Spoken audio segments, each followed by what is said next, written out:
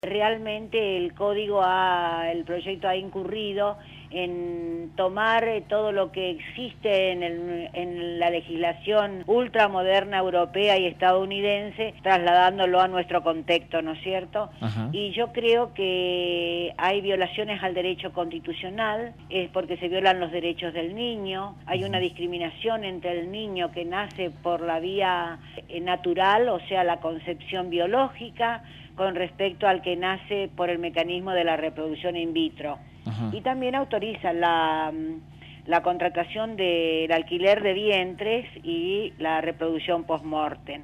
Ese es uno de los puntos graves del proyecto, ¿no? Porque está haciendo una discriminación entre los niños de acuerdo a su origen y los niños reproducidos por los métodos de reproducción asistida, que son muy variados y son muchos, pueden ser de baja complejidad, de mediana complejidad, de alta complejidad.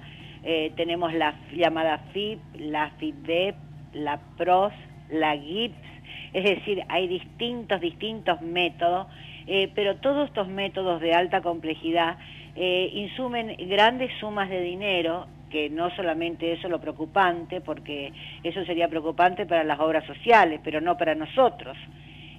Pero sí preocupa el hecho de que hay embriones sobrantes, embriones humanos, que quedan crioconservados a 196 grados bajo cero nitrógeno líquido.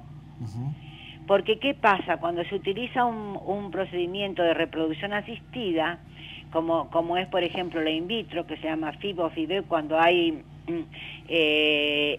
implantación de los embriones, esos embriones son concebidos en una probeta.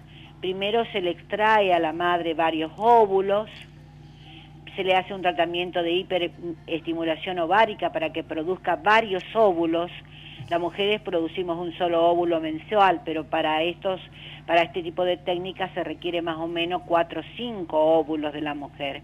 Entonces se la somete a un procedimiento de estimulación ovárica para que produzca 4 o 5 óvulos. Esos 4 o 5 óvulos, cuando están maduros, se extraen a través de la laparoscopía. Ese también es un procedimiento doloroso. La hiperestimulación ovárica también puede generar cáncer y puede generar varios trastornos porque produce el crecimiento desmesurado del tamaño de los ovarios. Bueno, una vez obtenidos los 5 óvulos, retomo, y producida la fecundación con los espermatozoides en la probeta, ya tenemos 5 seres humanos, 5 embriones. Que por supuesto los médicos no van a implantar los 5 embriones en el cuerpo uterino de la mujer, porque si se implantan los 5 embriones, ¿qué ocurre? Sabemos que van a morir y que pueden morir todo y que puede fracasar la técnica. Entonces se implantan generalmente un máximo de 2 a 3. Algunos de ellos pueden morir igual, ¿no es cierto? Al implantarse puede seguir su desarrollo normal y esta mujer podrá tener un niño, 2 niños o 3 niños. Depende de si los 3 implantados han adherido a las paredes uterinas y siguen su proceso de desarrollo. En cuanto a los restantes, que quedaron 2, estábamos hablando de 5 hipotéticamente, Sí. esos restantes, esos 2 van a quedar crioconservados en nitrógeno líquido. Si los padres luego no deciden tener más hijos, quedarán allí por tiempo indefinido. Generalmente, en la mayor parte de los países del mundo, quedan por el término de 5 años, oportunidad en que después se los mata, se los elimina en forma masiva a todos los embriones residuales. Entonces, nosotros como personas del derecho y defendiendo el concepto de la vida, apoyándonos en los tratados internacionales, no podemos estar de acuerdo con este tipo de técnica, porque realmente no podemos decir por qué tiene derecho un embrión a vivir y el otro tiene que quedar congelado durante 5 años y ser condenado a la muerte segura.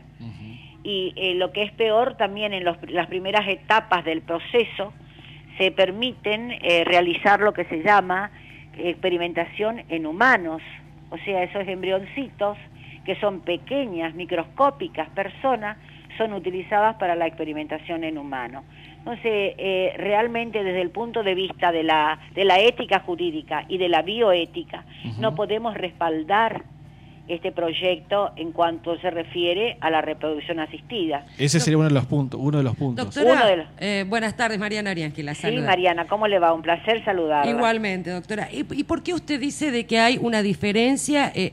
¿Dónde está la diferencia entre el niño que nació de manera natural, por concepción natural, y en el artículo 19 del proyecto? Ajá, ¿y qué dice ahí? ¿Qué especifica? El artículo 19 del proyecto dice: comienza la existencia de las personas con la concepción en el vientre materno. Sí. Es en el caso de la concepción biológica. Sí. El primer apartado. El segundo apartado del artículo 19 le dice que comienza la existencia de la persona humana. Sí. En los casos de técnica de reproducción asistida con la implantación del embrión en el útero materno. La implantación del embrión se produce aproximadamente en el término de unos 15 días en que se comenzó a realizar la técnica. ¿Me explico? Sí. Primero tenemos los óvulos, sacamos los óvulos, colocamos los óvulos junto con los espermatozoides, tenemos los 5 embriones. Allí tenemos la vida ya. A las 48 horas, entre las 48 y 72 horas se implantan. Y se transfieren, transferirse es llevarlos al vientre materno. Y recién van a estar implantados más o menos promediando unos 10, 12 días posteriores. Claro. En esos 15 días, esos embrioncitos no tienen protección legal. Claro. Y tampoco tienen protección legal los embriones residuales, es decir, los que sobraron. Claro. Excepto que al padre se le ocurra tener más hijos. Claro. ¿Por qué se fecundan más embriones de los correspondientes? Porque la técnica es muy cara, son técnicas de 30.000, 40.000 pesos en este país, en el nuestro. Y generalmente les explico que fracasa en un alto porcentaje.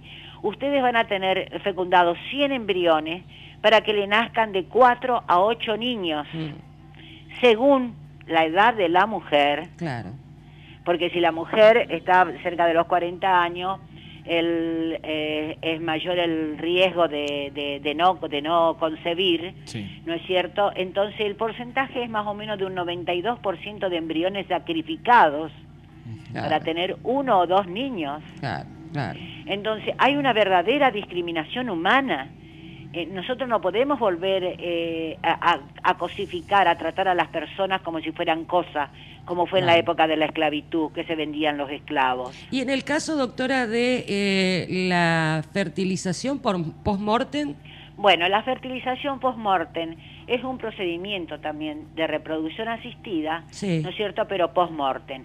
Es el caso en que el marido o la mujer, porque hay algunas legislaciones que autorizan nada más que al marido, nuestra reforma habla del marido y de la mujer, que falleciere, si hubiere firmado antes del fallecimiento el consentimiento informado autorizando que se utilicen sus gametos o embriones. Quiero hacer bien la diferencia, porque el gameto es una célula reproductiva. ¿Qué quiero decir con esto? Mi óvulo es una célula reproductiva capaz de engendrar vida, pero mientras no ha sido fecundado no engendra la vida.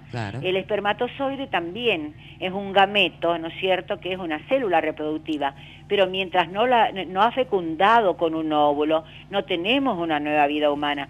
A mí no me interesa que se eliminen gametos, a mí me preocupa cuando se eliminan embriones. Claro.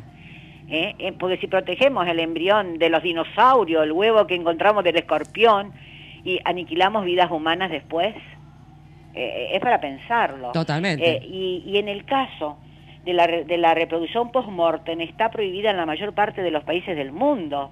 Los más avanzados, que son los ingleses, Gran Bretaña, la autoriza, pero no le da derecho a la herencia del muerto, del fallecido. ¿Por qué? Explico por qué. La cuestión con la persona fallecida plantea varios problemas.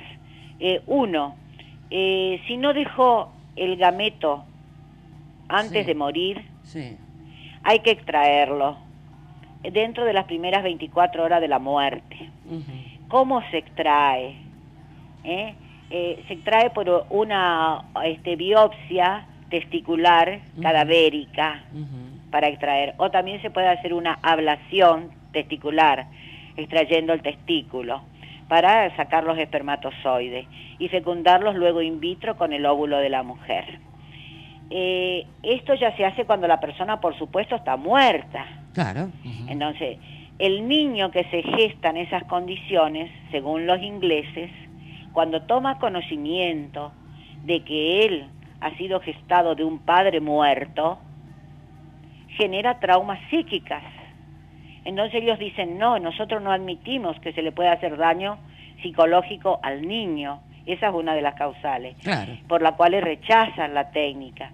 Y otra de las causales es que eso permite desestabilizar a los herederos, porque imagínense ustedes de que la persona tenga vivos 2 o 3 hijos que van a la herencia del fallecido, y la mujer concibe 1 o 2 hijos más por el procedimiento post-mortem, claro, entonces a la herencia no van a concurrir solamente 3 hijos, sino van a concurrir los que nacieron cuando estaba muerto el causante y los que nacieron después de muerto el causante. Sería solamente una cuestión económica, digamos, por el motivo por la fecundación. Ese es el criterio utilitarista de los ingleses, pero a mí me parece perfecta la apreciación que hacen desde el punto de vista de los traumas psíquicos. Seguro que sí. Porque yo no sé qué daño le podemos hacer psicológicamente a un niño diciéndole te concebimos después que tu papá murió. Sí. O le sacamos a tu papá tal cosa para que vos vinieras. Sí, sí. ¿No? Es son correcto. Cuestiones muy graves.